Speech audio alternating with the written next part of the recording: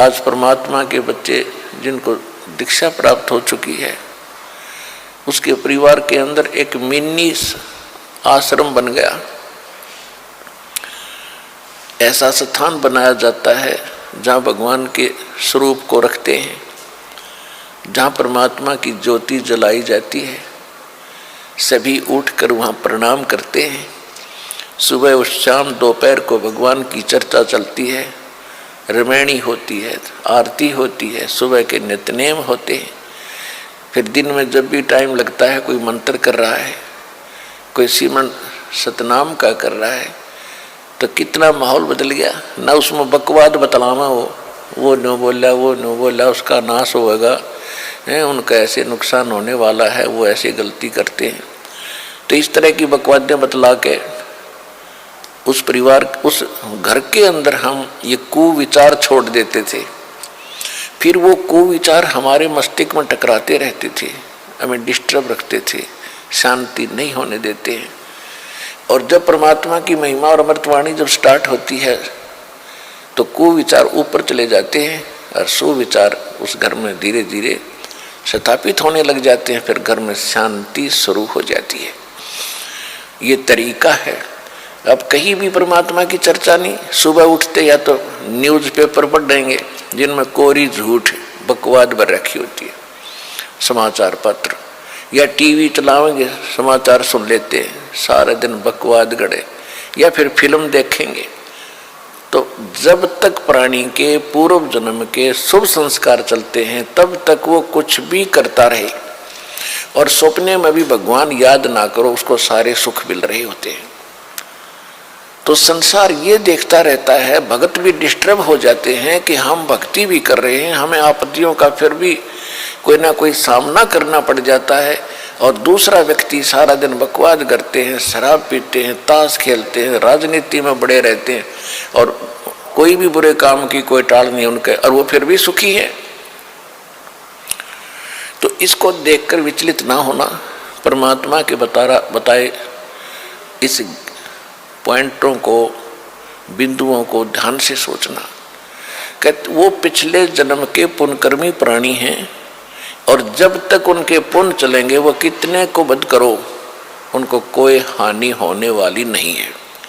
और जब उनके पुण्य समाप्त होंगे फिर पाप कर्मों का दौर शुरू होगा। फिर देखना उनके घर में के कहर टूटेंगे। और आप के ऊपर भक्ति करते करते भी दिक्कत आ रही है, तो अगर भक्ति ना करते तो आपका तो सर्वनाश हो जाना था। विचार कीजिए, जैसे आप जी ने सर्दी के मौसम में कंबल ले रखा है या स्वेटर पहन रखी है और सर्दी फिर भी लग रही है, तो ये ना सोचना कि आप उस स्वेटर ने आपका बचाव नहीं कर रखा।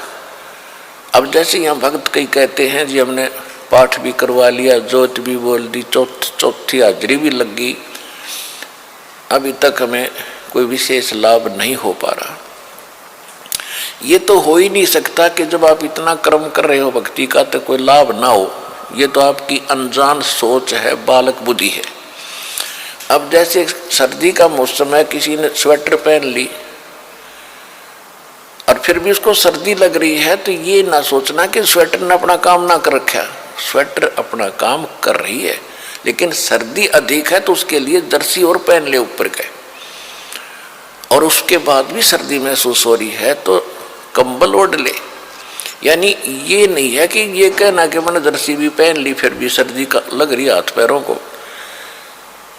तो ये तो अनजान व्यक्ति कहेगा जिसने इस प्रोसेस का पता नहीं, भगवान के मार्ग का ज्ञान नहीं।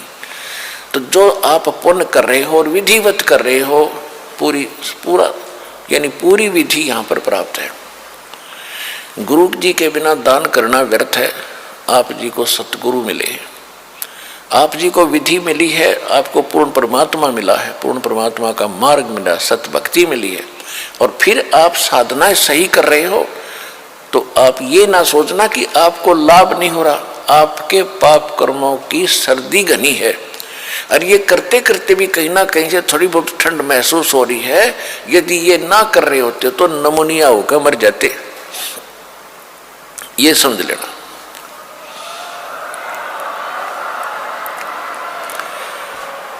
इस तरह आप जी ने अपने इस भक्ति सफर को डिस्टर्ब नहीं होने देना, जो मार्ग बता दिया इस पर चलते रहना, घर पहुंच जाओगे, सारे सुख होंगे, यानी अपने सतलोक चले जाओगे और यहाँ भी राहत बहुत मिलेगी।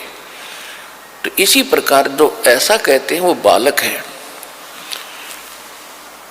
और फिर ये सोचे कि हम भक्ति भी कर रहे हैं, दूसरा कुछ भी नहीं करता, उसके ठाठ हो रहे हैं, तो वो भी आप इस ज्ञान से सोचना कि जब बैटरी किसी ने चार्ज कर रखी है इन्वर्टर की और आगे चार्जर है नहीं, उनके पास लाइट कनेक्शन नहीं है और उनकी बैटरी, वो फिर भी उनके पंखे चल रहे हैं, बल्ब भी जग रहे हैं, तो इसे अंडरस्टूड है, अनजान से अनजान व्यक्ति आजकल समझ सकता है कि वो बैटरी कितने दिन चलेगी, एक दिन एंड होगा और फिर अंधेरे में बैठेंगे, वे गर्मी में मरेंगे। इसी प्रकार जब तक पुण्य कर्मों की बैटरी चार्ज है पूर्व जन्म की, तब तक वो आपको सुखी दिखाई देते हैं, चाहे कितने खोटे खोदो, और आप अच्छे भी कर रहे हो और फिर भी महसूस करते हो हम दुखी। आप दुखी नहीं हो, आपके ऊपर तो ना जाने के कहर टूटना था, भगवान ने आपकी रक्षा कर रखी है। तो इस करके संसार की तरफ ना देख करके परमात्मा के इस ज्ञान को आधार बना के इस भक्ति मार्ग पे चलना।